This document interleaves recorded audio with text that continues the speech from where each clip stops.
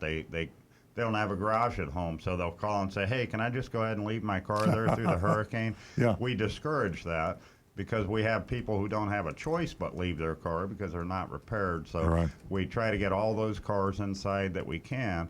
We get our customer cars in first, and then we start trying to get our inventory in, some of our inventory in, to take up the rest of the space. And with all that said, I have to say I have been through 78 hurricanes. With no damage. I've been here for 78 years.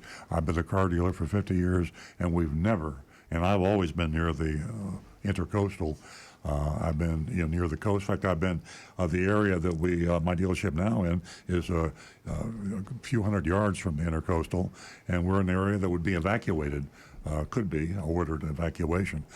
47 years at this location, I've never had any serious damage, no injuries, no nothing. So just takes one time, Earl. That's right. One time. Ladies and gentlemen, you're listening to Earl Stewart on Cars, and give us a call. We'd love to hear from you. 877-960-9960, or you can text us at 772-497-6530. And I have a text from Mary Louise from Texas, and she asks, how do you tell if a car has been flooded? And also, the second part of the question, are they repairable? So I think Rick could answer that question. I think also Alan can. They can both answer it. Rick? For the most part, if it's mechanical damage like in the engine, yes, a lot of cars can be repaired. The major issue that you have is water intrusion in the car. And one of the rule of thumbs that insurance companies will go by is how deep the water actually got inside the car. Usually they kind of go with the idea that if the water got to the bottom of the dash, then it's probably done enough damage to enough computers that they're going to total the car out. So because of how many computers that are in these cars nowadays, and the chance that that water and the dirt and the other contaminants that get in there can cause corrosion that can show up later, it's probably a best idea to let that car go to the junkyard. Yeah. Alan, would you agree that the insurance companies are cooperative in totaling cars that have been in floods? Yes, it's in their best interest because it's a financial decision for them, and the kind of total Rick is talking about is an economic total loss. But they'll also total them depending on the capacity of the area repair facilities to get these cars repaired. Everybody's supposed to do the best they can to minimize their damage. But if you get 10,000 cars in a county that have water damage, only so many of them can be fixed in a timely manner. Sure. So some of these cars will sit a week or two with flood water in them and all the biologicals that come with that. Anything that's running down the street into a storm drain now is in your car. So that's pesticides and this and that from lawns, animal waste, all that is in your car. What if you have damage to your car, electronic, but you don't know it? I've heard that sometimes electronic, especially to computers, can remain hidden for up to a year or longer. I mean, are you going to have to argue with your insurance company if they don't total it, and then a year later your CPU fails in the car, and they say, well, that didn't have anything to do with a hurricane? Most of the adjusters we deal with are reasonable people, and they have some common sense, because corrosion can get in those little electrodes and everything, and just like corrosion between two metal seams and body panels, as it grows, it expands and it separates things. So those little diodes and everything in a printed circuit board, just because they work today, if corrosion has started there, that corrosion is just like rust, and it's going to expand and it's going to separate that. There's no connection. The computer is no longer functioning as designed. Most insurance companies get it. Yeah. And if they don't, then you have to have your repair shop advocate for you and fight that fight. Yeah, the for bottom you. line, if it was flooded, you really ought to hold out for a total. Yeah, and if your car sits with all that flood water in it for more than a week or two in the Florida sun, you're never going to get rid of that stench. It's even if they replace everything inside of it, that car is going to stink forever. And this is a danger we incur, and we will have 2 months from now. We don't know what Dorian is going to do, but wherever it hits, it's going to flood some cars. Yeah. And it probably, if it gets a Cat 4, it's probably going to flood a lot of cars. And you might not be seeing that car until you buy it off a used car lot in 6 months. And that car could have been through Mississippi where they washed the title, and you have no knowledge the car was ever flooded. So it's something to be, go back to what I said a half an hour ago, is always have a qualified technician. Check your car out carefully if you're buying a used car. Mary Louise, back to your question about purchasing a flooded car. As you heard the panel talk about flooded cars, I'll add my opinion. There's so many used cars out there. You can go to Consumer Report that just came out, and you can find a used car for $12,000 or less. And to play with a flooded car, all you're going to have is problems. If there is an inkling that that car has been flooded, stay away from it. It's nothing but problems. I hope we've answered your question. Give us a call toll free at 877-960-9960, or you can text us at 772-497-6530. And we're going to go to our next female caller who has been holding. And I'd like to tell you her name, but I can't see our laptop. We're going to, hello? Well, Okay. We have a female If caller. you'd like to give us a call back, we would appreciate it. 877-960-9960. We're going to go to Ken if he's still holding. you there, Ken? Hello, Ken. Well, I guess our technical problems are still haunting us. Yeah, we're having a few issues, and I'm not quite sure what they are, so I'm not going to say. But if you would give us a call back at 877-960-9960, or you can text us at 772-497-6530. Is it too soon to blame Dorian? Yeah, maybe it's Dorian's fault. We have an exciting show Yeah. ahead. We have a whole lot to get to, and we have a whole lot of information to share with all of you. Okay, Now well, back we're- to the recovering car dealer. While we're struggling to find why our phones aren't working, let me remind you of a challenge that I haven't talked about in a while, and I'll hold my blog up to the camera. It's the $100,000 challenge to all the car dealers that are within the sound of my voice. $100,000 fee challenge. And I'm asking any car dealer to come on the air with me and debate me on the legality of the dealer fee, also known as hidden fees. We have them in Florida. Which are really totally unregulated. A car dealer in Florida can add any quote-unquote fee to the price of the car. It can be any amount by any name. They call them electronic filing fees. They call them notary fees, documentary fees, administration fees, tag agency fees. I could go on and on. It's left up to the imagination of the car dealer. It can be $100. It can be $1,000. It could even be $10,000. And yet, it's legal for car dealers to charge these fees, hidden fees. Now, car dealers aren't the only ones. They're just the biggest fees, and the amount of a dealer fee can be as much as $3,000.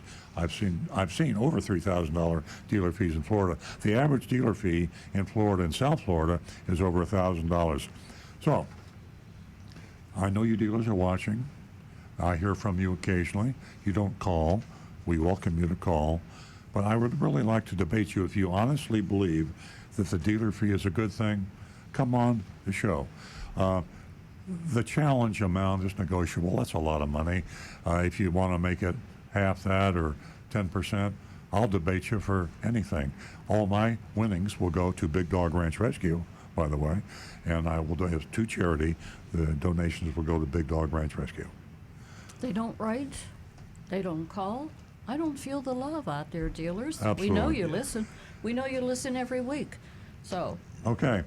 take Earl up on his offer. And while we're at it, we were talking about Big Dog Ranch and making contributions. You can pick up Earl's Confessions of a Recovering Car Dealer at earlsbook.com. It's very easy, and 100% of the purchase of this book, I'll show it, I have it up at to the camera, goes to Big Dog Ranch. 100%. Buy it on Amazon, Amazon.com. Okay. Yeah, Amazon.com. 877-960-9960, or you can text us at 772-497-6530. And we have a young lady that's giving us a call back, and I can't quite see my screen, so I'll just say good morning to you. Welcome. Do we have a caller on hold? Can you hear us? This is really frustrating. I'm very sorry, folks. I apologize. And I'm starting to sound like a fool because I've been apologizing every week for the past, how many weeks? 4 or 5? And you would think that somehow we could get the phones working at I'll be True right back. Oldies. Yeah. But Nancy's going to go out and talk to our control person people. It's not their fault. We had equipment failure, I was told, and we completely replaced the phone system on Wednesday. And apparently the replacement isn't working. So my apologies. Let's resort to the texting. And of course, you can also post your comments on Facebook or YouTube. And we have Rick monitoring that. Our text number, that's easy, area code 772-497-6530. That's 772-497-6530. And we're on YouTube, just and Facebook, facebook.com/Earl on Cars. Facebook.com/Earl on Cars. Okay, I we're think going to we might try have- to, excuse me, we're going to try to get to Talisha. And I want to thank you, Talisha, for giving us a call back. You're calling from Palm Beach Gardens. Are you still there? I'm here. Good She's morning, there. Talisa. Thank you. Good morning. Good morning. morning again. Thank you for How are your you doing patience. today? Are you a first-time caller? I am. Oh, congratulations. You just won yourself $50. If you stay on the line, you can give Michael your contact information, and I'll get that check out to you. What can we do for you this morning? Awesome. So I have a question. So recently, they just passed a law here in Florida that you're not allowed to text and drive. But I've never heard in regards to, like, is it phone calls as well? Like, am I still allowed to use my phone? Is my phone allowed to be on my ear? Does it have to be a hands-free device? Or I'm just curious. Talita, I think, and anybody can jump in here, my belief that it is a texting only. I don't think there's a law against using your phone, certainly not to use it hands-free, and we would advise anyone to use it hands-free. If you're talking on your phone, actually, in my feeling, it's also distracting. But the law, the Florida law, as it stands now, is just against texting. Right. Okay. And I do typically use hands-free. I have my Bluetooth set up. I was just curious because, like I said, I only heard, I know some states is completely hands-free. So I was just curious how far the extent of that law went. So. Yeah, it's a long time coming, and I think we have a lot of problems dealing with distractions in driving today. A lot of them have to be introduced. Ironically, the more technically advanced our cars are getting, the more distractions. You'd think that technology would allow us to have fewer distractions, but it's actually adding to the distractions, even with Apple Play or some of your other sophisticated components in the car that we have. There's so many gadgets that people find themselves focusing more on the gadgets than they do the road, and it's pretty dangerous. Rick has a point. Yeah, according to what I've found on the internet recently, police are only allowed to stop you if they see you texting on your phone, only while the car is in motion. And as a side note to it also, you cannot have your phone in your hand in a school zone or a work construction area where workers are present. Oh, I didn't know that. Interesting. Oh, okay. Wow. That's Yeah, great as soon as I information, enter my Rick. vehicle, my phone actually disables. So, I mean, I completely agree. It is very distracting. Yeah, Talisha, I'm totally against texting. There are so many distractions today, and drivers, all of us, are not keeping an eye on the road, and that's the way most. If you look up the statistics, that's how most accidents happen. So, as I agree with Earl, also, our cars today, even if you're not on your phone, there's so many distractions. It's unacceptable. So I hope we answered your question. Yes, you definitely did. Thank you so much for your time. Please stay on the line so we can get your contact information and get your $50 to you. And Talisha, spread the word. Thank you. Yes. We'd love to build a platform here that supports women, and we'd like to get 50% of our callers, our texters, our listeners, right up to 50%. Give us a call toll free at 877-960-9960, or you can text us at 772-497-6530. Rick, we have a text. We do, from Anne Marie. She's asking, if you don't have a garage to put your car in, what's the best way to protect your car in a hurricane or other big storm like we're having? Well, you can take your car to a covered parking garage. We had a car dealer a couple of years ago by the name of Napleton that put his entire inventory in the city place parking garages, and then he was sued for that because not only didn't he pay for it, but he kept other people that could have used the parking garage for cover because he filled it up with his inventory. He's a PR genius, that one, isn't he? That was on the news for like a week. Yeah. Also, Anne Marie, the amount of damage that's done to vehicles by flying debris is exaggerated. Right after I say this, your car will have a coconut go through the windshield. But again, I can't get over the fact that nobody's got more cars than I do. I mean, exaggerating, but being a car dealer is what I mean. And I've got probably 1,000 cars if you add the new and used and customer cars. And I've been down here for 78 years. I've been a car dealer for 50 years. And the amount of damage, and I've got a lot of cars outside, there's no way car dealers can find cover for all their cars. And when the wind blows over and the hurricane's gone, you go and check your cars, and there's very little damage, and most of it's insured. So I'd worry more about myself and my kids and my dogs, and the cars aren't going to take too bad a beating. Yeah. She's also asking, would a car cover help? Those canvas car covers? Sure. Yeah. My opinion, that would help prevent from a lot of those small scratches like rocks or debris or small tree branches. Shingles. Shingles especially, yep. It's like sandpaper going across your car. Exactly. One time I tried to get real clever about protecting my inventory, and so I moved them all up against the dealership close because I calculated where the wind was coming from, and I parked them all up right near the dealership. At that time I had a gravel roof, and the wind blew the gravel. Wow. If I left the cars where they were, I'd have been fine, but I tried to outthink the hurricane. Must have looked like the results of a BB Gatling gun. I just had a gravel dent sale and made a fortune. So, Rick, we got any more?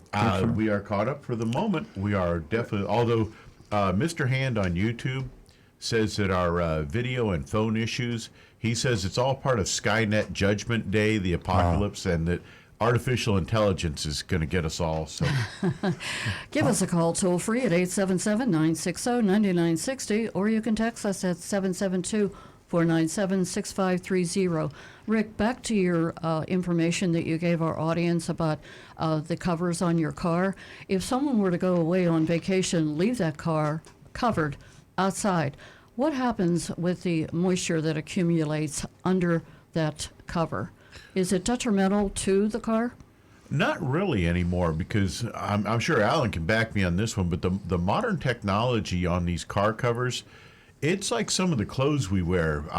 They've got materials now that even if you're outside, you get hot and sweaty, the moisture just pulls instantly away, and at the same time it protects. And these car covers are made with a lot of those similar materials to where moisture can actually be released out into the air quickly and easily, but it'll also protect you protect your car from the UV rays coming from the sun, the wind, and anything else coming down at it. So they're actually, because of the newer technology, they're becoming a lot more effective. Great. Okay, Alan, I have a question for you. Mary Louise texted me back, and she wanted to know if she would have to have insurance before she purchased her vehicle. You mean flood damage? Auto insurance. Well, yeah, you get that at Complete the same coverage. time. You get that at the same time that you make the purchase. But is she actually considering buying a flood damaged car? I think Or- after I said, I made the statement that I made earlier, I think that she's going to Consumer Report and that's the latest edition where you can find used cars for under $12,000.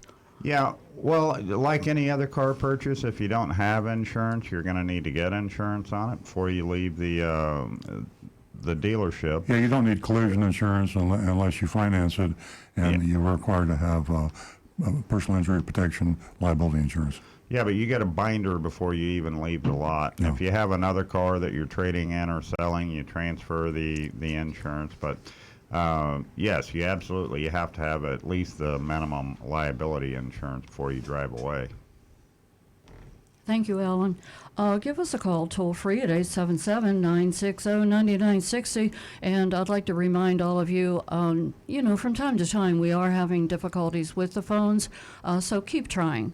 And if you can't get through, give us a text, 772-497-6530. Now back to the recovering car dealer. And here's another way to get through. We have an anonymous feedback line, and we have a few of those now. I'll read one in a moment. But go to youranonymousfeedback.com, www.youranonymousfeedback.com. Total anonymity guaranteed, and if for whatever reason you prefer not to be identified, we'd love to hear from you. Criticism, if you've got a problem with the show, if you have a problem with me, a problem with anybody or whatever, sometimes people don't like to hurt other people's feelings, but you can do it anonymously, and we like to try to improve. Now, this one here was aimed at me. Well, excuse me for a second. If I have a problem with you, who do I... AnonymousFeedback.com. Do I call Ghostbusters? AnonymousFeedback.com. This one came in this morning. No, this was after the show last week. I've noticed that Earl has mispronounced the Florida governor's last name on several occasions. For the record, his last name is DeSantis. With an S at the end, not DeSanti. And Earl has said, please make note of this. I apologize to the governor, and I apologize to you, Mr. Anonymous. And that was kind of stupid of me. It's DeSantis. I wouldn't go quite that far. DeSantis, Governor DeSantis. And while I'm talking to Governor DeSantis, let me say this. Why don't you issue an executive order, Governor, to make it illegal to sell used cars with dangerous recalls? Doesn't it make sense that the manufacturers, and it's against the law to sell a new car with a dangerous recall, why isn't it against the law to sell a used car with a dangerous recall? With a stroke of a pen, you could issue an executive order, Governor DeSantis, with an S. If you issued an executive order, we could save thousands of lives of Florida citizens. And I think that's one of your duties as governor, right? To protect the safety and welfare of the people of Florida. So, Rick? Well, we have another text in from George Lindsay on YouTube. He's saying, I'm in the market for a late model SUV and trying to decide between a 2016 GL 550 Mercedes and a 2016 Range Rover full size. Which, in your professional opinion, is the better buy? I don't know, but what I would do is I would go to consumerreports.org and I would look it up, and they would give you a specific actual answer. Both of those vehicles sound like they're pretty reliable, but if you go to Consumer Reports, and I'm going to hold up for the camera the annual auto issue. I love this. The annual auto issue, this is something you should keep. You can get it online. It's very inexpensive to subscribe to online or for the hard copies of Consumer Reports. They give you a list of the maintenance costs, the estimated maintenance costs, the repair costs, the insurance costs, the safety, the gas mileage, the resale value, all these things that so many people don't think about when they buy an SUV or anything else. People buy emotionally. And I'll give you an example. The Jeep is probably one of the most popular vehicles on earth. And Jeep is keeping the Chrysler Corporation alive. Fiat Chrysler is alive today and liquid and not bankrupt because of the Jeep. And if you check Consumer Reports or you talk to an owner of a Jeep, they're not very good cars. They cost a lot to repair and maintain. They are unsafe in a lot of ways. About every ranking that you have per Jeep is bad. Now, there's one good thing about a Jeep. A Jeep has a high resale value, which is even stranger, but because of they're sexy. Jeeps are sexy, and people buy them because they're beautiful vehicles, Yeah. and they're fun to drive. It's quite a culture. Exactly. But Consumer Reports, I know people get tired of Nancy and me talking about Consumer Reports. Nancy always says we subscribe to twice to Consumer Reports because we fight over the issue when we only have one. But check it out. I usually win. I have my own, just for information I'll put out there, I have my own consumer report that comes to the house. Okay, enough fun. We are going to go to Michigan. Yeah, Michigan. Good morning, Ken. Good morning. Thank you for holding. Did you have a problem finally got getting through. through? I did, but being Okay. persistent, you just keep calling back and you get through. Thank you. And hello to Jackie from Automotive News. Well, thank you. I'm kind of glad that she's listening in today because she should be somewhat familiar with the area. Let me refresh the listeners with what happened. And Rick Kearney checked into this. I bought a new 2016 Toyota Prius and thought I would be able to drive it into Canada. When I bought my new 2016 Toyota Prius Trim Style 4, the speedometer was unable to convert to kilometers per hour. So when you drive into Canada, which is only 2 miles away from the Detroit Auto Show, you have incorrect speeds on your speedometer, and you also have incorrect information coming through the nav system because everything's in miles per hour instead of kilometers per hour. Canada has the same problem. Now, Toyota, and I hope Jackie will check into this, Earl and Rick Kearney checked into this, and the only remedy was for me to buy a new Toyota to replace my new Toyota at a cost to me of $15,000. Amazing. It's unsafe. Yeah, the car should be just like Takata airbag. It should be scrapped. Sure. There is no remedy on a new 2016 Toyota Prius. And when I contacted NHTSA, they basically need people to die on the road before it reaches a level of concern. Contacted the government of Canada. They had the same problem where people there, when they drive into the United States, their speedometer cannot change. But they don't care because it meets the standards there and it meets the standards here. Also, the Michigan dealers and Toyota dealers were told that they couldn't write up the problem because there is no remedy. And the reason for them not writing it up is they said if we write it up 4 times, then you could use the lemon law.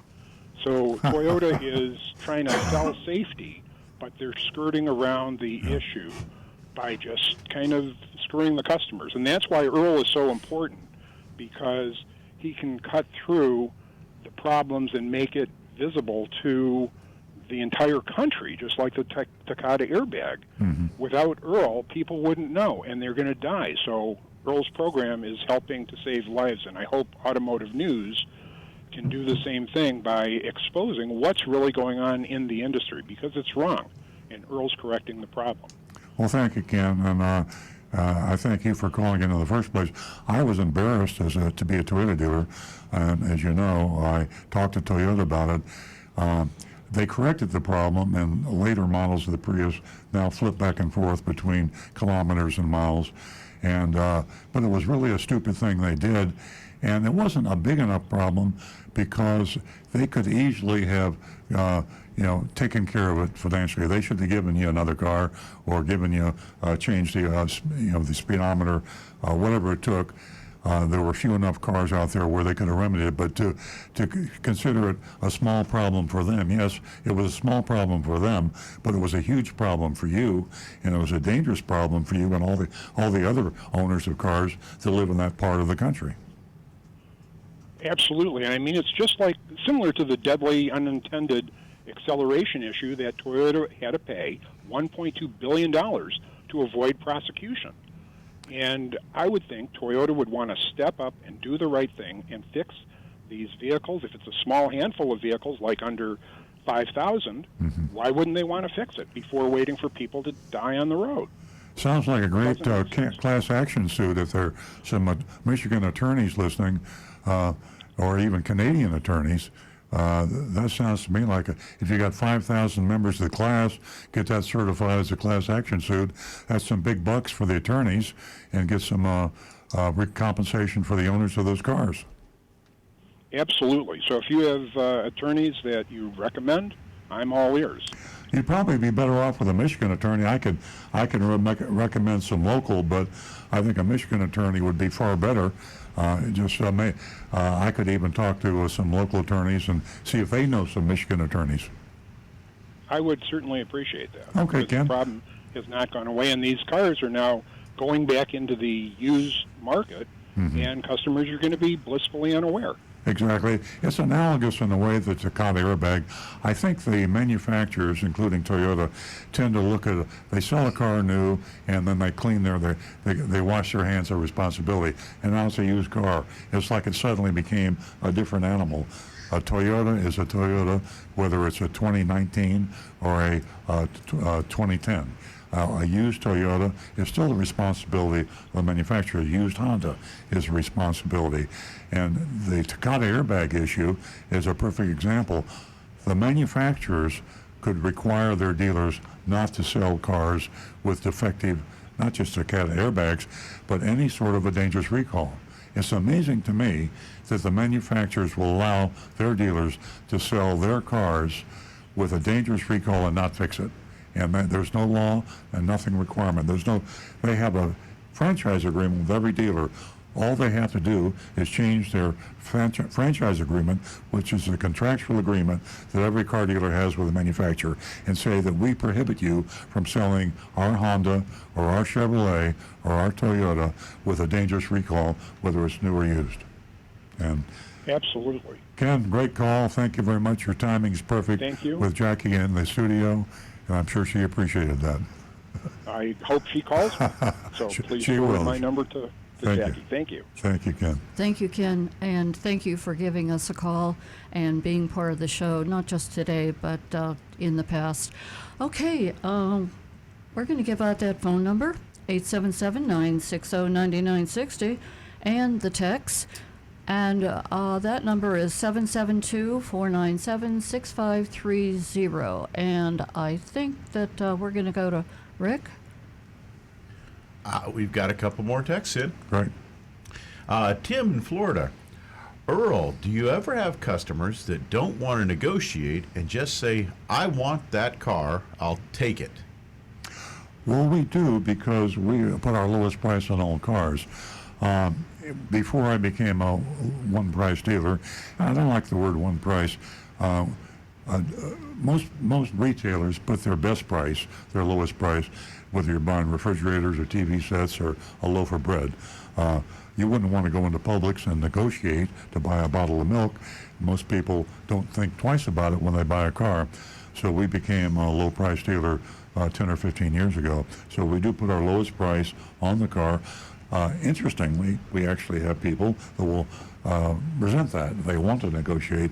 People have become so accustomed to haggling and hassling, particularly older people. That's the way they always bought cars, and they come in. They've never encountered a dealer that would actually put their best price on the car and not negotiate because it was their best price. And from Roger on YouTube, good morning to you all. My question, as my wife and I are retired, how hard is it to finance a new car on fixed income? Our credit scores are excellent, so what should we be on the lookout for? If your credit scores are excellent and your fixed income is adequate, there's a formula that all the lenders have, and they will look at your expenses, and you have a mortgage, and you want to buy the car, you have what other expenses they will look at, and they'll say what percentage of your income you would have to rely upon to buy that car. And if based on your fixed income, with an excellent credit score, you can buy any car you want based on the amount of that income. And that's got us caught up right now for text. Okay, I've got an email here that is an interesting one, and Rick and Alan can help me with this. I'll read it to you. Thank you and your family for educating us on vehicle issues. Feel free to use this question on your Saturday radio show. My 2017 Subaru Forester has a problem whereby ignition key is hard to remove. I called the dealer and said there's a TSB on this issue and to bring the vehicle to the service department. The dealer said there's a TSB. That stands for Technical Service Bulletin. This incident tells me that I should review TSBs, Technical Service Bulletins, should any symptom develop, and if a technical service bulletin is seen to bring vehicle to the service of the dealer. The website I found for a list of all TSBs, and I didn't know about this, by the way, for this vehicle is carcomplaints.com, www.carcomplaints.com. The site looks legitimate, but are you aware of this site, and are there other sites with this information? Now, that's Joe from Texas. Joe, we have a lot of listeners in Texas. Interesting. Joe, here's what I know about technical service bulletins, and I'll defer to Alan and Rick on this. A technical service bulletin is something that all manufacturers issue when a problem first comes up with a car. If it becomes a chronic problem, certainly a dangerous problem, it goes from a technical service bulletin into a recall. Manufacturers don't like recalls because they're public. It hurts their reputation to think they build a car with a defect, especially a safety defect, and they would rather remedy the problems quietly off the radar screen, so to speak, and hence the technical service bulletin. Technical service bulletins have been called hidden warranties because sometimes manufacturers will keep it a technical service bulletin when it really hits the amount of problem that they should have called NHTSA, National Highway Traffic Safety Association, and made it a public issue and make it a mandatory recall. Technical service bulletins also are hidden from the customers, which is what has always annoyed me. You might own a Subaru Forester 2017, and you might have a little problem with your ignition getting the key out, as you did, but you might not really worry about it too much. Maybe you wiggle a little bit and you get it out, and you say that's just the way these Foresters are. So you don't bring it up. When you come into a Subaru dealership, Subaru, and I'm assuming Subaru does this. I don't have specific knowledge. I know Toyota does it, and I know Pontiac did it when I was a Pontiac dealer. I know that Mazda did it when I was a Mazda dealer, and Peugeot and Fiat. All the dealerships I've ever owned have always had this rule that you do not bring up a technical service bulletin unless the customer brings it up. So you're absolutely right. When you go into a dealership and you have a problem, you should ask them if there's a technical service bulletin on the problem. If you don't ask them, the service advisor and the service manager of the dealer has been advised don't bring it up. Rick, can you add to that issue? That's actually about 90% true. However, as a technician, when a car comes in and a customer says, I have this problem going on, one of the first things that I do, one of the first weapons in my arsenal, is I get on the computer and I look for technical service bulletins, because the original intent of them was to help the technician solve a problem with the car. But that's because the customer did bring it up with the service advisor. Right. And so once the customer brings it up, then the dealership can refer to the technical service bulletin. And that is actually their little trick, because what the manufacturer tells me, what Toyota has told all the technicians is, if the customer's not experiencing this problem or they're not complaining about it, don't bring it up. Then you don't do anything. Yeah. In other words, if it ain't broke, don't fix it. Well, sometimes it's broke, but the customer don't know it. I mean, exactly. Sometimes you have a problem with a car and you just don't realize it, or it doesn't seem important to you, or it hasn't occurred. But the intelligent thing to do, if you have a 2017 Subaru Forester and the customer comes into the service drive, you should say, ma'am or mister, have you experienced a problem getting your key out of the ignition? If they say no, that's fine. If they say yes, then you go to the technical service bulletin and take care of it. Well, one of the most common ones, and this not really what I would call a safety issue, but this is something that I think should not be a technical service bulletin, but should be just a straightforward. Toyota should be covering this and having it done on every car, and I think every manufacturer is probably experiencing this. One of the biggest issues is customers want their cell phones to work properly with the radios for navigation, music and all that. And the software update for the radio, 90 times out of 100, the customer doesn't know that there's an update for their radio that will make it function better with the new phones as the technology in the phones increases. So the service advisor should advise the customer when They come in. should say, hey, and I don't think there's any you know, prohibition. we should be checking on that. Yeah, I don't think there's any prohibition against notifying them, because it doesn't cost the manufacturer anything to do the software update. It costs the dealer something to do it, but Yep. you know, I understand. I just think that's one of the technical service bulletins that should definitely be covered every So single the time. software update is a technical service. It bulletin. is. Oh, okay, absolutely. I understand. You're right. We have two people that want to talk. Well, on technical service bulletins, for me, they're a huge time saver. We had, Avalons 4 or 5 years ago that had this just little tick that some people that don't listen to radios and drive their windows down, you just hear a tick when the car twisted a certain way. Now, a technical service bulletin saved me on that because somebody somewhere along the line had experienced it, and somebody had figured out there was a little weld in the back window opening. You had to pull the back glass and fix this one little weld. But if we would have without the technical service bulletin, we probably would have looked for that little tick for a week Yeah, no one's and may saying- not have fixed it No one's properly. saying that technical service bulletins aren't a great thing. What we're saying, and the point is, technical service bulletins kept a secret are a bad thing. Yeah. And does anybody know a site other than car complaints? What was it? Carcomplaints.com. Let's see. That was. Carcomplaints.com. Any other sources of technical service bulletins that anybody knows about? Unfortunately, other than Googling them, no. However, carcomplaints.com is one of the sites that Tina, our good friend from Bonita there, has brought up so many times. She's What I would mentioned do that is site. I would go to the chat room for your car. There's probably there's probably a Subaru Forester chat room, and if you go in the chat room, you will find about technical service bulletins. That's exactly the type of thing that they like to chit chat about.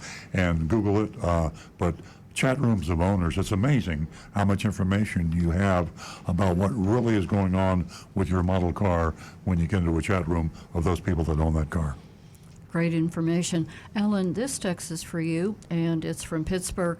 And Jennifer was in a car accident, and she feels that because of all the stress, she just didn't do the right thing. And she said that before she knew it, a tow truck showed up, not of her choice. And there began back and forth of, she used the word bullying her. She wanted her own tow truck, and she wanted her car taken to the dealership of her choice.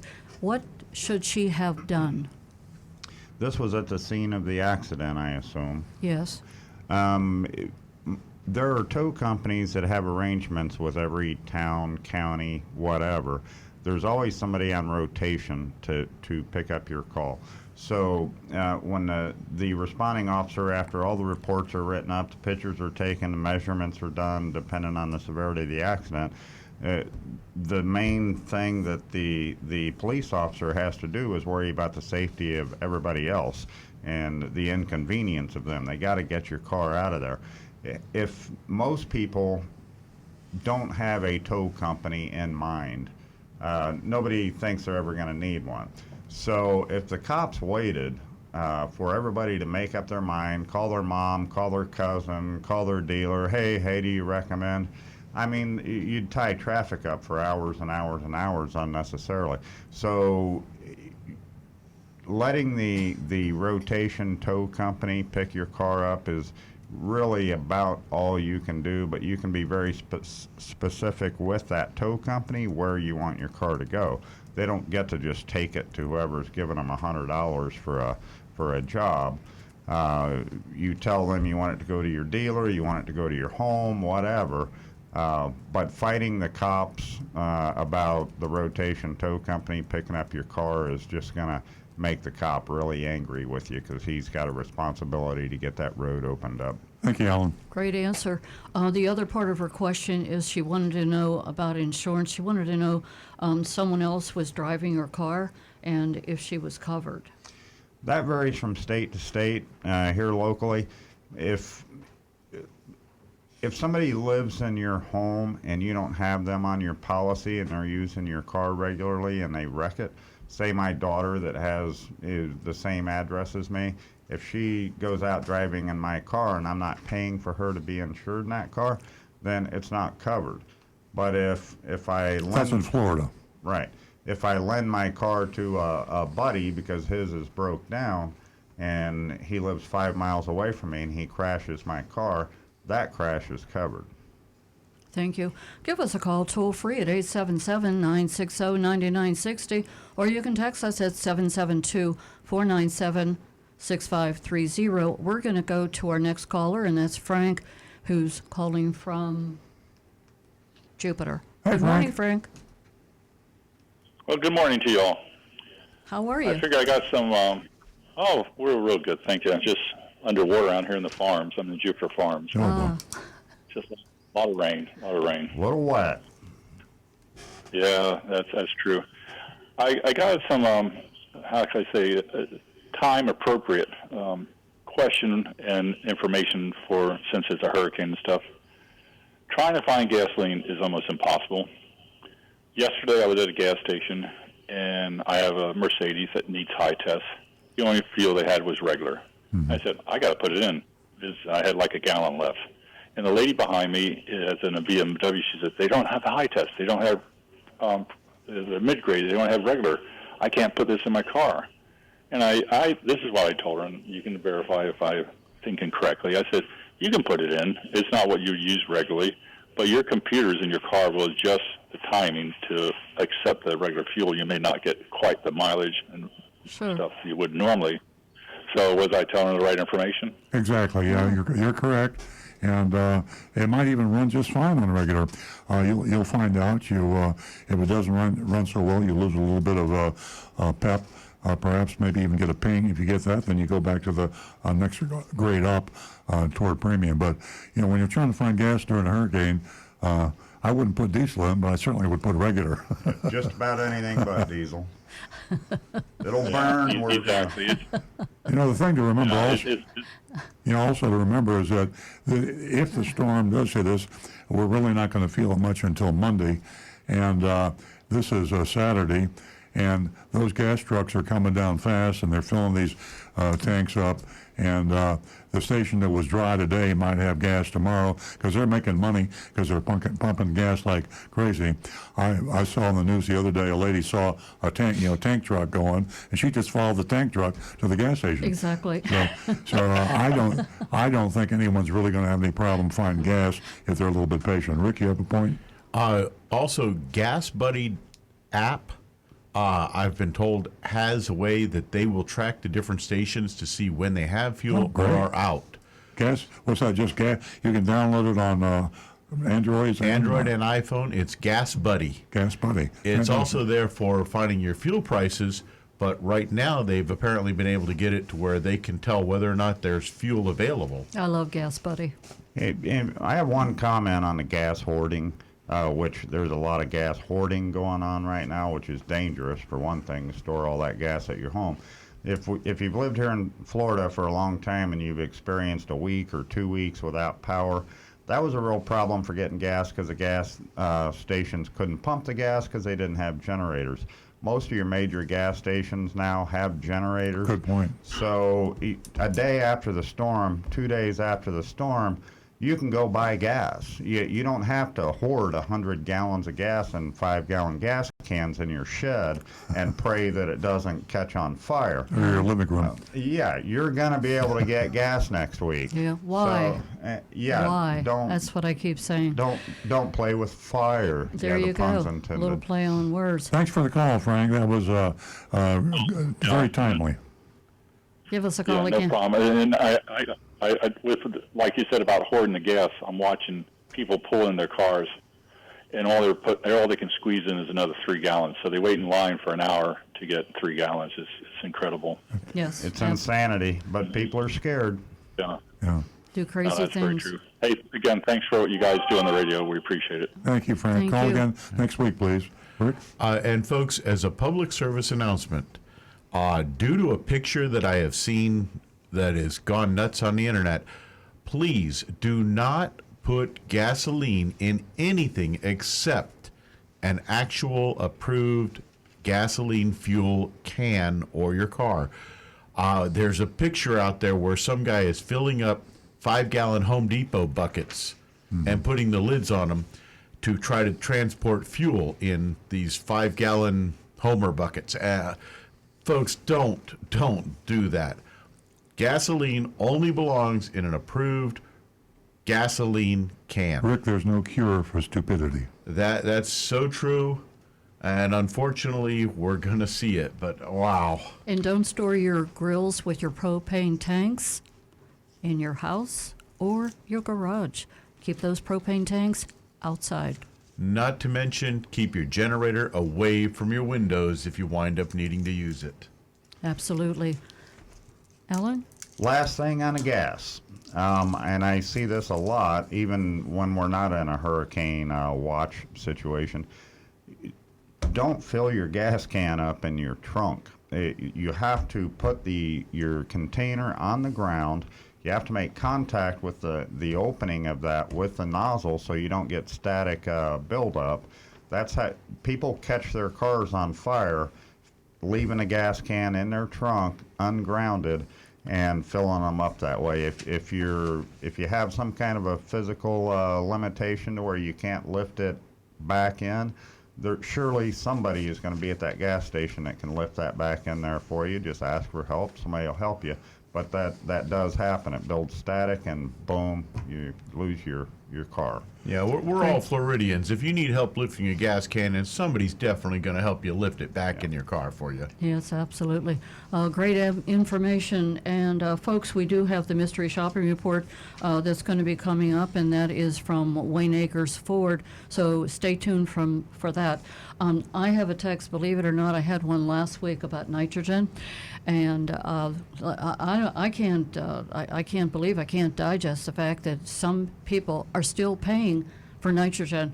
Last week it was $499, and this week I was just asked a question: is nitrogen important to put in your tires? And I'll let the panel chime in on this, but my thoughts are, unless you're a race car driver, you're a NASCAR driver, you need nitrogen. Guys, what do you say? Well, let's make this real fast. Nitrogen is worthless in tires. Consumer Reports has come up with a study. You can Google it, go to consumerreports.org, and it is totally useless. It is nothing to improve the longevity of the tire, fuel economy. There's absolutely no value to having nitrogen in tires. Car dealers sell it to make a profit, and they fool people. Sometimes they pre-install it and have it as an addendum sticker on the car. Sometimes they tell you, if you bring your car back in for service, we'll top it off with the nitrogen, and that's just a way to get you back in the service department to sell you another car or do some more service. So nitrogen is worthless in cars. If you're going to go over to Costco and get it free, that's another topic. I have another anonymous feedback here. We're talking about Costco. It says, "Dear team, I've listened to the show for at least the last couple of years. I could like to find an answer to this question. I'm shopping for a new car and I qualify for Ford's X Plan. Would I get a better deal with the X Plan or using Costco auto buying program? Also, can you explain how the X Plan is calculated? Thanks, love the show." I don't know how the X Plan is calculated. We can Google that for you and we can get the answer. I know a lot of the manufacturers have special plans for employees, and my guess would be that the X Plan is a good deal. I do know this, that the X Plan and the other manufacturer's plan does not provide for the dealer not adding a dealer fee. And this is almost comical. Dealers have dealer fees in South Florida, as I said earlier, that average over $1,000. One dealer I know of has a dealer fee over $3,000. I say dealer fee, multiple fees, 3 and 4 fees by different names. So you can come in with a great price on the X Plan, and then he'll put on $1,000 or $2,000 on top of that price. So don't feel like you're getting a good price on any plan if you do not control the dealer and have him include his hidden fees in the out-the-door price. Costco, you asked about Costco. Costco has the best plan of any of the third-party sources. Costco's rule is this: if you're a certified Costco dealer, you must have the lowest price for a Costco member that you will sell that car or have sold that car to any person for. The car dealers don't like the Costco program because of that reason. The Costco program oftentimes is a losing proposition for the dealer, but there are certified Costco dealers. With that said, when you buy from a certified Costco dealer, be very careful and be sure that the dealer installed accessories and the hidden fees, dealer fees, are included in the Costco price. Because even though Costco says they should be, you have to verify this. Always go online with Costco, register as a Costco member, and deal with the Costco represented at the dealership. Costco salespeople will have one or more salespeople with name and sometimes their pictures, and deal with them. And I apologize for not knowing the answer about the X plan for Ford. We'll Google that, and we will get back to you later, probably next week. And Nancy just handed me her iPhone with a whole bunch of information on it, and I'm not going to read it. One was highlighted. Exactly. Ladies and gentlemen, give us a call toll free at 877-960-9960. Or you can text us, 772-497-6530. We're having a whole lot of fun here this morning, being a little silly, sharing some great information with you and receiving information from our callers. And we want to take a moment and thank you for that. We're going to go to Adriana, and she's calling from Jupiter. Welcome to the show. Hi, thank you. Hey, Susan. Susan told me to call, so she's listening too. Thank you. How are you? Okay, so I'm good. I'm staying safe. I'm still going to finish putting out my shutters. Better safe than sorry. But I do have a question about my car. I actually bought my car with you guys in the used car lot. It's a Kia Sportage 2011. And I drive a lot for work. So what I noticed, this is right before the hurricane, what I noticed that my car is kind of wobbling a little bit, and the steering seems ever so slightly loose, but not, but it's just weird, and it just started happening. So I wonder if you have any feedback on that. Yeah, that's a worrisome symptom, and I can't diagnose it, but I bet you Rick has got a better idea than I do. Yeah. Okay, I'd like to hear it. The first thing I would do is I would get to a mechanic and have that checked. It sounds like you might have a loose steering component, something may have worn or broken. And if one of those linkages gets damaged enough that it breaks totally loose, you could lose steering. So this is something that's very important. I would get it checked by a mechanic. It's possible also that it may simply be something known as a bubble in the tire, where a damage to a tire, if you hit a pothole or something or hit a curb, it can damage the steel belts in the tire, and it'll actually make like a bubble in the tread of the tire, and you'll feel that every time it hits the ground. But I would get to a mechanic and have that checked out as soon as you can. Okay, and with that, I mean, I don't have a lot of cash flowing around. Is that an expensive fix, generally speaking? If it's just the tire, you'd be looking at the cost of a new tire, which really not too bad. Most cars you're looking at about $150 to $200. Steering components, that's something that would need to be looked at to figure out what's going on there. Some parts are relatively inexpensive. Others, like the power steering rack itself, which that one's pretty unlikely. That could be kind of pricey. Okay. Well, we'll help you out with that.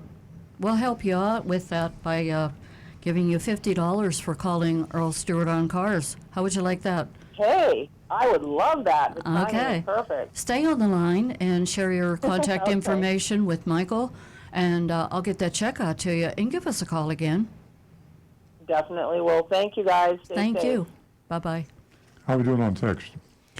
We just got a new one in. Actually, two in now. Mel in New York is asking, Which is the fastest way to remove fog from the windshield, warm or cold air? And should the airflow be set to recirculate or vent air from the outside?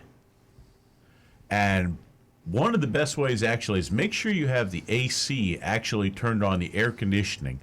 What that does is it helps dry the air that's coming across the evaporator before it flows upwards. As for the temperature, I would set whatever's really comfortable for you. Warm and cold really won't make that huge a difference. It's putting that drier air against that condensation on the inside of the windshield. That's what'll help clear it out. And the vented air from the outside is usually best because it's usually not going to be quite as moist as the air inside. Another text? And we do. Let's see. This is from, well, it's just from an anonymous number. So let's say, if you do research, you will find both the Mercedes and Range Rover. I believe he's speaking to George's question we had earlier. Are far down on the reliability rankings. Ooh. I agree. I knew Range Rover was. I should have pointed that out. But Mercedes, that surprises me. But And he goes on to say they become money pits very quickly. And I'm guessing this person's also making a comment for for our caller from Michigan with the Prius. I recommend a lawyer named Steve Leto, Lehto. He's a Michigan lemon law and consumer law attorney. oh, well, let's send that to Ken. That's fantastic. We'll forward that to Ken that called in. Absolutely. So, Ken, if you're still listening, Steve Leto, Lehto. Very good. And we'll talk about a class action suit against Toyota.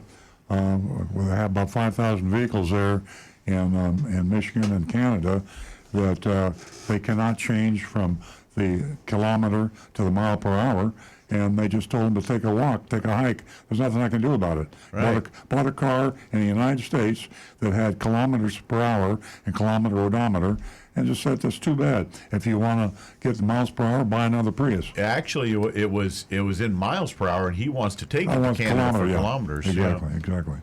Okay, very good. Of course, playing devil's advocate, if the U.S. would just go to the metric system, well, That ain't going to happen. yeah, tell me about it. www.ain'tgonnahappen.com. Yep. You love saying that, don't you? I was just waiting for an opportunity. Honestly, it sounds great. I'm real quick. I have a text that's, from Pittsburgh again, and they're asking about their tires, and they're asking whether they should check the PSI, whether the tires are cold or hot. And I can give you that answer. The tires must be cold. And also, you really need to check the pressure in your tires every 30 days. It's amazing. A lot of people just don't realize how important your tire maintenance is. It means everything. It affects your gas. It affects, Rick? We got another one coming in, but yeah, keep going. You're giving great advice there. Oh, thank you. And that's really about it. Take care of those tires. They'll take care of you. Absolutely. Hey, in reference to our earlier question on texting in Florida, texting while driving, Patrick says, good morning. The law in Florida recently changed regarding texting and driving. The new law allows police to stop a driver who is texting as a primary offense. Therefore, it's not something they need to pull you over for something else. They can pull you over if they see you texting. I'm a lawyer in real life, and I don't play one on TV. Great show, Patrick. Very good. Yeah, it's kind of hard for the cops to spot that. They have to see you texting, and through tinted glass, it's awfully difficult. But hopefully, implied threat is enough to get people to behave themselves. Well, and the simple fact that most newer cars now have hands-free systems. I mean, even in my own vehicle, I put a hands-free radio in there to where I can just talk to my radio, and it works. I agree. I have an email from a person. Remember, Rick and Nancy, you remember last week we talked about what happens if you go into a canal and break in the window, and we found out that the laminated glass is now being installed on the side windows in cars, and you can't break the laminated glass with your old hammer that you had, that you used to be able to break the glass to get out in case you're in a canal. Yeah. And so we had a call, I had an email from Diane Hennessy, And Diane Hennessy is with an outfit called Drowning Prevention Coalition of Palm Beach County. And it's very interesting. Apparently, this is a much bigger problem than we realized, especially in West Palm Beach County. Western Palm Beach County has a lot of canals, and she's informing me that Palm Beach County goes from school to school giving courses and lessons to the kids so they can talk to their parents about this. And she advises people on a lot of things we talked about on the show last week, which basically we all agreed is if you go into the water, and I hope this doesn't happen to anybody, but we're talking hurricane time, and Yeah. I suppose if there was a time where that danger exists, it's now. If you go into the water, you want to put your side windows down as quickly as possible. And the other thing that came out is you put your sunroof or moonroof open that. That's actually more desirable to get that moonroof open than your sunroof. Now, another interesting thing that was pointed out to me in this conversation I had with Diane Hennessy is that she thinks that you should not try to open your door, but there are other people that think you should try. If you open the door, the car's going to flood quickly, and that's an issue. She thinks that you're better off to leave the door closed, but get your windows down ASAP, and of course the sunroof or the moonroof. And she also told me about something I didn't know about, but Rick did, and it's a little tool, much smaller than the hammer we talked about last week. It's called, the one brand is called Rescue Me, R-E-S-Q, letter Q-M-E, and you can buy that on Amazon for about $10. And it's a little spring-loaded pin that you put in the lower right hand or left hand, the corner of the glass. It pops that glass if it's not laminated, and it shatters the glass. And you can hang it from your rearview mirror. You can put it on your keychain. Rick? I was just going to say that even on these newer cars with the laminated side windows, I wonder if they're laminating the moonroof glass.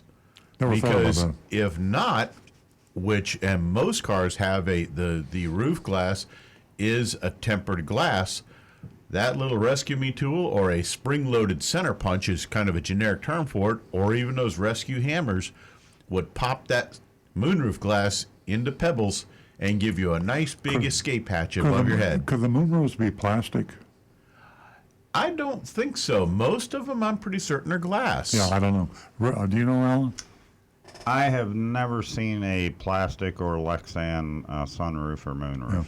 But I what a great think way- they used to do that many years ago, but not anymore. The other issue that came up in my conversation with Diane Hennessy, the Drowning Prevention Coalition of Palm Beach County. In fact, if you have an interest in that group, you can contact me. It's free. You call the Drowning Prevention Coalition Palm Beach County. They'll appear at your organization, wherever, and put on a presentation on how to survive when your car goes in the water. But an issue is with people being able to fit out of the window. I mean, they put the window down, and some of the kids were saying, and the classes say, well, my mommy couldn't fit out of the side window, and that is an issue. And maybe the moonroof or the sunroof might be easier, but I'm not even sure. I mean, I'm a big guy. I'm not sure I could fit out of the window, but something to think about. Absolutely. I think that at one of our AED classes, I was given, one of those little gadgets that, I'm now thinking about. And boy, I'll tell you what, everyone should have them. The name escapes me. Rick, what is that little, not hammer, but what's that? The Rescue Me tool? Yeah, R-E-S-Q, Rescue, yeah. not rescue, R-E-S-C-U-E, R-E-S-Q-M-E. It's on Amazon for about $10. Yes, something And- everyone should have in their car. Otherwise, the generic term for it is a spring-loaded center punch. Oh, that's what I was after. Very good. Okay, folks, we're getting close to mystery shopping report time, but we can still take some calls. 877-960-9960. Again, that's 877-960-9960. Or text us at 772-497-6530. And Rick? Al Shukri on YouTube just popped up, said, "Good morning, guys. Does BJ's Wholesale Club have a buying program?" Yes, they do. I'm not familiar with it. I believe the Costco is a better program, but Then again, I'm not familiar with the BJ's. Costco is such a good program that the dealers don't like it because it keeps the dealer too honest. It prohibits the hidden fees. It prohibits the dealer install accessories. And think about this for a minute. The requirement, I'm a certified Costco dealer, so I speak from experience. If I sell a car to a Rick right now, and I gave him a really, really low price, and you're a Costco member, I'm contractually obligated as a Costco dealer to sell the Costco member for less than I sold the car to Rick. So that's pretty strong. And you can see why the dealers don't like it, because it actually can be a losing situation for a car dealer. So they'll try to Mickey Mouse it, and that's the reason you want to be careful. Okay, ladies and gentlemen, what we're going to do right now is we're not going to be taking any more calls. We're going to go to the mystery shopping report. But as always, I encourage you to be part of that mystery shopping report and vote on it. And you can do so at 772-497-6530. Now back to the recovering car dealer. Okay, our mystery shopping report this week was of Wayne Acres Ford. And let me remind all of you that if you're looking to buy a car, we have a list called gooddealerbaddealerlist.com, and you can access that on our blog, earloncars.com, and we use the feedback from the mystery shopping reports largely to populate these two lists. Now, with that said, on our recommended list, we recommend with a caveat that there are no perfect car dealers, and you should always be buyer beware.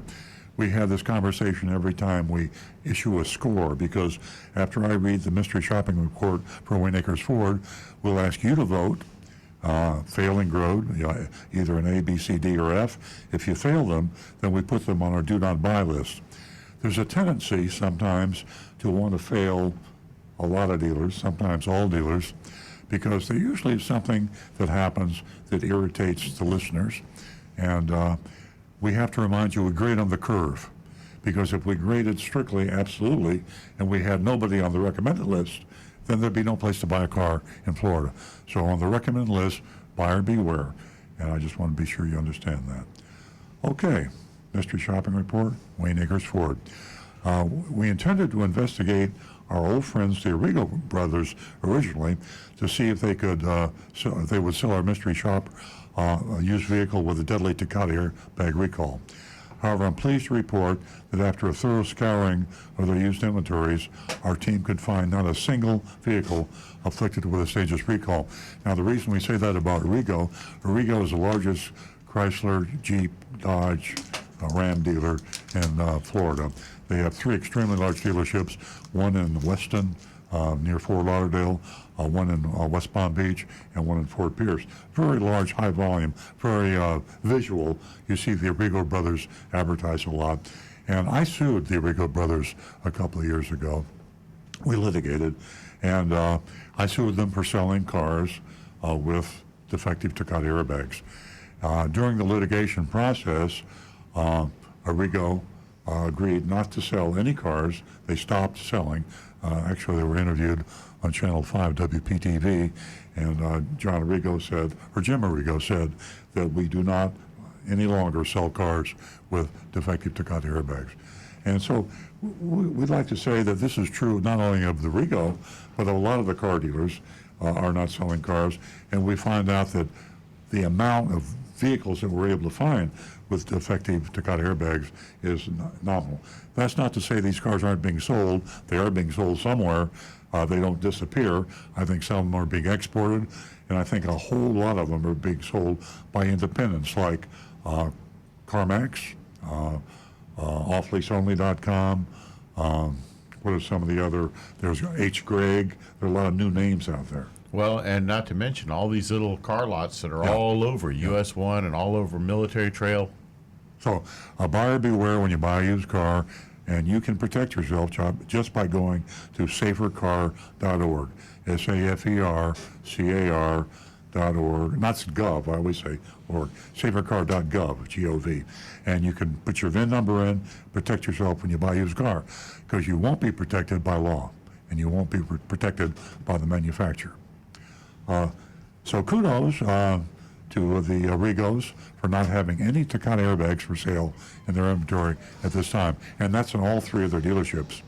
I like to think we've done our part in helping to clean up Dodge, so to speak, with respect to the Takata vehicles. The existence of these cars has been noticeably less prevalent in recent months. So we turn our attention back to our show roots, exposing the dirty tricks of old school bait and switch deception in advertising and sales. Didn't take too long for our analysts to discover an advertisement that appeared too good to be true. The ad in question was from Wayne Acres Ford, there in Lake Worth Road. It listed a handful of vehicles with incredibly low prices.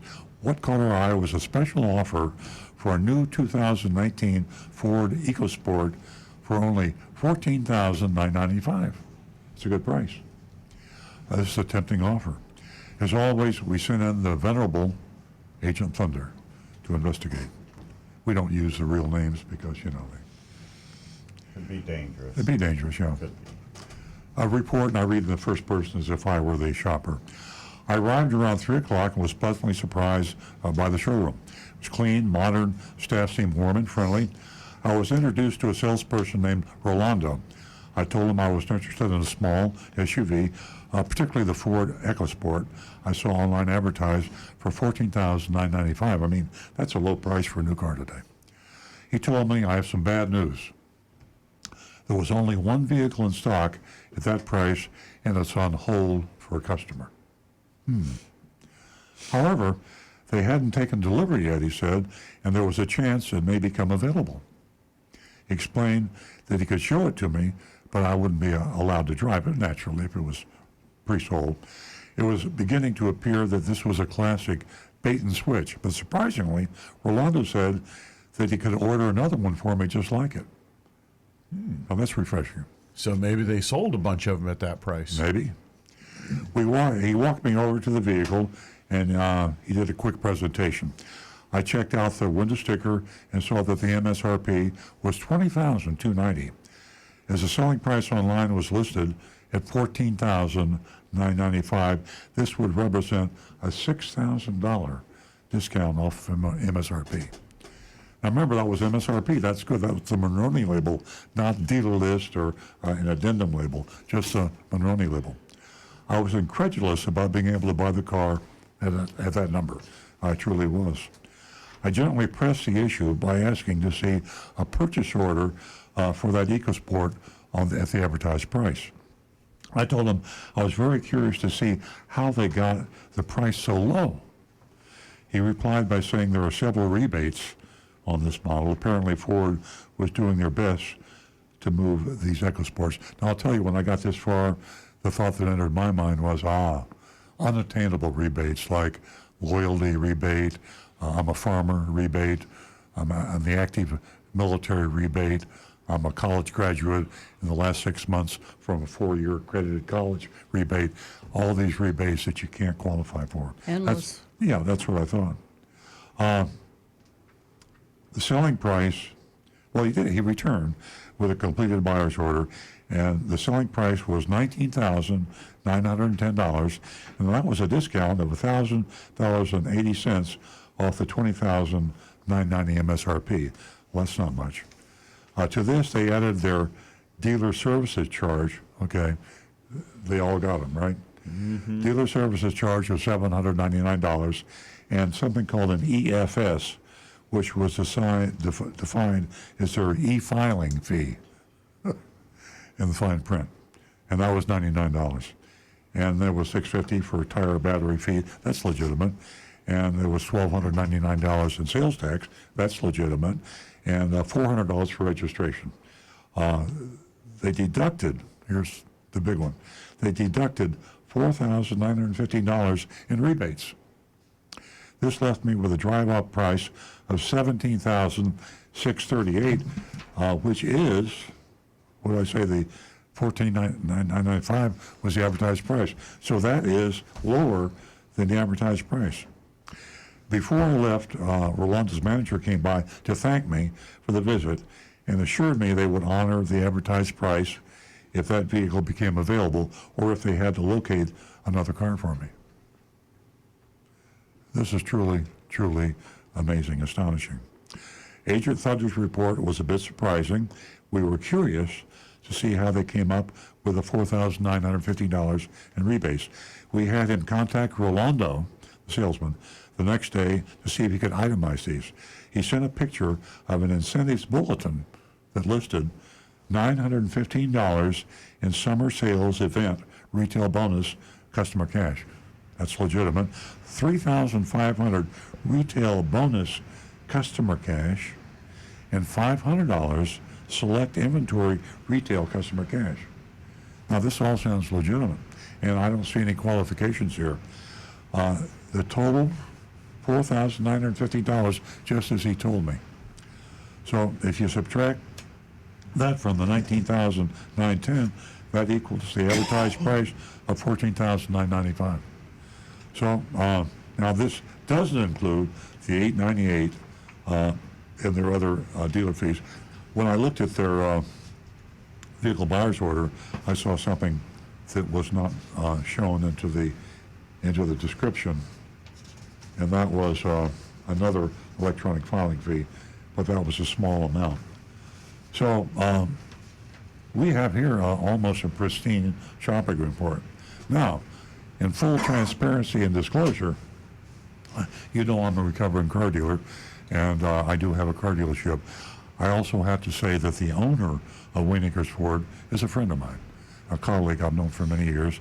His name is Les Akers. Now he has a partner who is the active partner in this dealership. Les has the Toyota dealership in Tallahassee, and that's how I know him.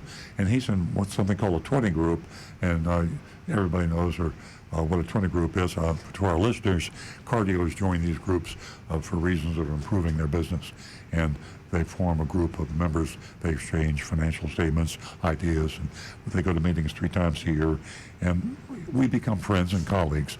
So Les Akers, I thought I was being daring to mystery shop Les, and what a pleasant surprise that he came off with what I consider a really good report. So Absolutely. Les, if you're listening, I love you, buddy. I And miss thanks you. thanks for not embarrassing me and having to tell the world that you're my friend. I But miss talking to that guy. Absolutely. Now, you're still doing the dealer fees and the hidden fees, and I don't like that. But you're really a class act to be able to advertise a car at a low price and agree not only to sell it at that price, but to order one at the same price and get it for the customer. So before we even do the grading, I'm going to recommend all the listeners, if you want to buy a Ford and you're in South Florida, Wayne Akers Ford. They treat you right, but you can argue with them about the dealer fees anyway. Now, do we have any votes from our listeners? We're waiting for the texts to come in for the votes. Well, let's go around. Grades. Let's go around to the panel. I'll start with you, Rick. How do you? I'm kind of shocked here, but I'm going to go with an A minus. If they let go of that the dealer fees, it would be an A plus. Yeah. But I'm only going to hit them just a tiniest bit for the dealer fee. But I would say if you're looking for a Ford, Wayne Acres is the place to be. Yeah. How about you, Alan? Well, I really, really, really like Les and Al. Oh, you know Les, I forgot, because Yeah. he came into our dealership. Yeah. Well, my wife worked for him for years too. Oh, I forgot about that. I like his Christmas parties. Yeah. Okay, we're not taking your vote, your No, bias. I really, really like Les and, It's starting to seem like a setup, isn't it? Al Young, the managing Al partner Young, there. yeah. He's a great guy. Yeah. He's good to his people. This particular shop, I would give them a B plus. But that being said, because I've bought cars there and I've walked his lot, and they have a lot of addendum labels. They preload cars with stripes and window tint and this and that, and as an overall, I'm going to give them a C plus because those addendum labels still bother me. I didn't know about the denim labels, but we didn't see that in the shopping report. Yeah, not on this special. And I didn't know what an EcoBoost was. I had to Google it. I still don't. What is It it? is a freaking cute little SUV. I mean, it's a 4-door SUV, kind of like a RAV4, cool spare cover on the back. That's a lot of car for $14,000, even is. if it is a stripped down version. It is. If it's a first car or just a weekend go to the beach car, Yeah. what a great deal. Well, you notice they didn't have a lot on the stock, but the fact that they ordered, a lot of dealers would said, "I'm sorry, we sold that car," but he agreed to order the car, which is almost unheard of in our mystery shopping reports. Yeah, that's a heck of a deal. Nancy? I just have to go with my gut feeling, and that is, gosh, I just hate that dirty little word, and AKA the dealer fee. It isn't necessary. Therefore, even though I do have a relationship with Les, I do have to give them a B. Rarely am I the high grader. I'm going to give Wayne Acres Ford an A. And the reason I do that, I go back to my curve. All the dealers charge the hidden fees. All the dealers charge dealer fees. I don't like them. But if everybody does it and you're grading on the curve, you really can't fault them. And I'm telling you, I don't think we've ever shopped a dealer that had a low price car advertised, that they agreed to sell the car, and if they didn't sell the car, they would order one just like it at the same price. I've never seen that. Rick? Well, we did get Mark from Iowa, came in with a B++. Yeah. It's refreshing, isn't it? Usually what happens is the call-in votes, the ones on Facebook and the rest of them and the text are very, very low. But I think anybody that's ever shopped and bought a car in Florida would agree this is an outstanding report. And I'm going to send a copy of the report to Les, and maybe we'll give him a plaque or something. Okay, well, don't tell them how I voted. Rick, is that all the votes that came in? At the moment, Oh, that's There I is a think s- folks may be There's kinda, a storm out there. Yeah. Yeah, that's very They're kind of unusual. keeping their eyes open for this situation. We're in kind of a tight situation right Yeah. now with this Folks, Dorian. absolutely. Folks, talking about dealer fees, that dirty little, well, secret that I shared with you earlier, let me share with you Earl's latest column, and that's dealing with hidden fees, AKA dealer fee. And you can, here it is. excuse me, the mayor's column. Here's the hometown, or the Florida Weekly. That's appearing in this week's Florida Weekly. Yeah, exactly. I was about to get to that, and it's really it's profit to the dealer. So buyer beware. Knowledge is power, and you can also read Earl's column, "The Box," and that's in the Hometown News. Or you can go to Earl on Cars and pull those columns up. Yeah, the box is dealer vernacular for the F&I department, and it's dealers have a lot of interesting vernacular. That's one of the few I can say on the air. Some of the vernacular I couldn't repeat. That's absolutely right. Okay, if we're running low on text, I would like to renew my challenge to all the dealers out there. I think it would be so much fun that someone, how about Les Akers, you're my Okay. buddy. Do you want to debate me about the dealer fee? And we could do it just for, $20 or something. I'd like someone to sit in the studio with me, and it would be set up by the rules of debate that they have, where each party gets to state their case, and then they have a rebuttal, and we go back and forth. And the premise would be, in Florida, the dealer fee should be made illegal. And I'd love to have someone at a car dealer, preferably at least a general manager, and hopefully the dealer themselves, they could tell me what they have, tell me the purpose of the dealer fee and the fact that they believe it should not be made illegal. I think that'd be fun. Yeah. And I'd be willing to bet we could probably find someone from like Palm Beach State College or something that would come in even as Moderator. a guest judge, someone that would have absolutely no dog in that fight, Exactly. but simply be here as an impartial judge. Exactly. My premise and my argument, I'll tell you my argument before you come on, is if the dealer fee, a lot of dealers say that we have to have fees because we have to make a profit and we have to be able to sell our cars and make money, and the car business, especially new car business, is so competitive today that without the dealer fees we would lose money. I agree with you, but put the dealer fee in the advertised price of your car. And when you quote a price on the phone or by email or put it on a billboard or television or online, include all of your costs. If you have extra fees, like some of the hidden fees that rental car companies have, some of the hidden fees that airlines have, baggage fees and things like that, all fees, all costs should be included in the price. And that's my premise. So if you have something out there that you feel is legitimate that I missed, debate me. That's all I'm saying. We can take a call, 877-960-9960. We still have a few minutes.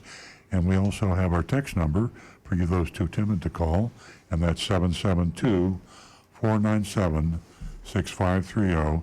That's 772-497-6530.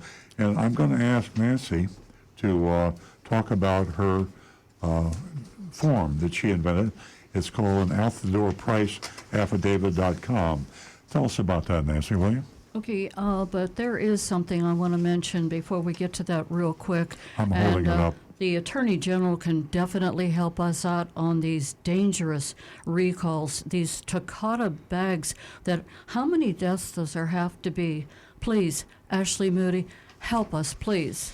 Now we'll get to the tool for an honest price that I invented. And, I was just sitting and I was just wondering, how can we ensure an out-the-door price? It's so easy. So I decided to put this form together, and you can take that and you can fax it or you can email it to whatever dealership that you're dealing with, and you can ensure an out-the-door price.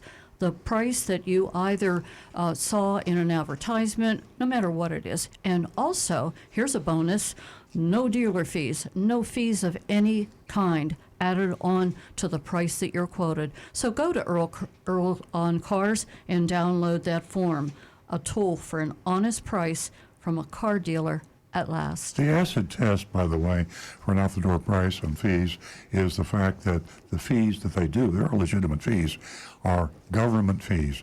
If they're government fees, if you're in Florida, sales tax is a government fee, registration, license plate's a government fee. If the dealer pays that fee to the government, it's legitimate. Anything else that he calls a fee, if it's not government, it's added profit. We have a text. And I also forgot to mention dealer accessories. I mean, they add so much on to the price of the car. And our text here is from Steve in New Jersey. He says, I have a 2011 Outback with black body side plastic, the trim panels. The plastic side panels are weathered. How can I remove this? Alan, that one's right up your alley, boss. There are several products available, the most common being Armor All, which is kind of messy and slimy. I think you're going to want to look for a product called Black Magic, because what happens is those start getting that bleached white gray look, and Armor All will just stay on there for a couple days. But the Black Magic, a lot of used car reconditioning guys and that old Black departments, that old Black Magic. Look for a product called Black Magic. It's good stuff. It'll stay on there for quite some time, and it almost makes it, it does make it look new for at least a month, 6 weeks, 2 months. Then you're going to have to reapply it. Does Okay. that work on when you're waxing the car and you get wax onto those plastic panels? Does it get the wax off there? Because it's tough to get it back off those. I don't think so. You're always better off spending an extra minute or two masking that off like you were going to paint, because it's tough getting wax out of a textured black plastic like that. So take an extra 10 minutes in your wax job and just run a piece of tape over that, and then wax up to the tape and pull it back off. Great advice.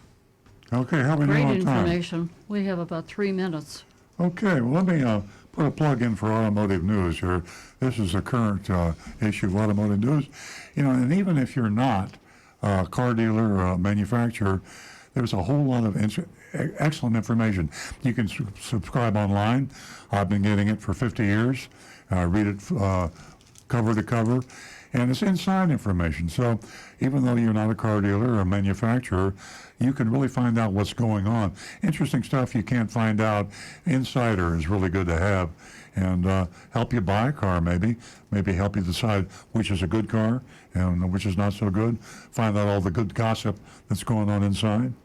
And if you have any questions, just give us a call. Tina from Bonita Springs, one of our best Exactly. female callers, she subscribes to the Automotive News. Yeah, a lot of great information in there, and some of the ladies that I've spoken to are now receiving automotive news because, like I said, there's a whole lot of great information in there. Ladies and gentlemen, I just want to thank all of you for tuning in to Earl Stewart on Cars, and I hope we have kept you entertained and informed. And from all of us here at Earl Stewart on Cars, I want to thank Jonathan for his participation, and Mike, and what a great job these guys do. And we're a team, and we wouldn't be able to do it without you. So I have to say, stay safe, and we will be right back here next Saturday morning. Thank you. Boy, This is the True Oldies Channel. Alrighty then. Play the songs you grew